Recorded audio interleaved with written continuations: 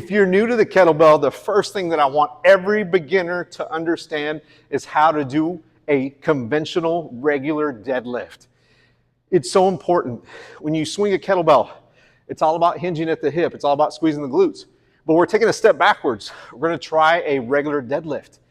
We deadlift all the time in our life. We deadlift when we pick up our kids off the ground, when we go to do the laundry, when we go outside and play. We're always doing deadlifts. In the gym, it's no different.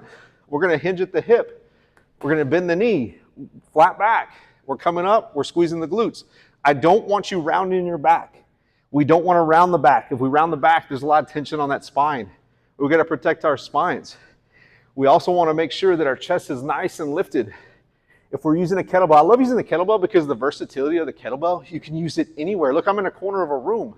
You can use it anywhere. Here's my deadlift. Coming up, slight knee bend, squeezing the glutes, touching the ground, chest is up, butt is back. Another thing too, think about if the car door was open, it was left open, and I got to shut it with my butt, only my butt. So I want to push that butt, and I'm going to shut the car door with my butt. Shut the car door, come right back up, shut the car door, come right back up, shut it, and then right back up. That's your deadlift. It's as simple as that. Again, use the kettlebell.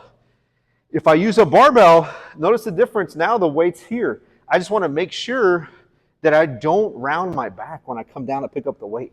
Don't round your back, protect yourself. But don't eliminate the deadlift either. It's such a great exercise.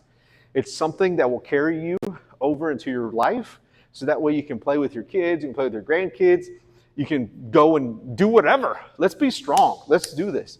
Leave a comment if you have one, and I'll answer the question or whatever the heck you want to talk about. Thank you for watching.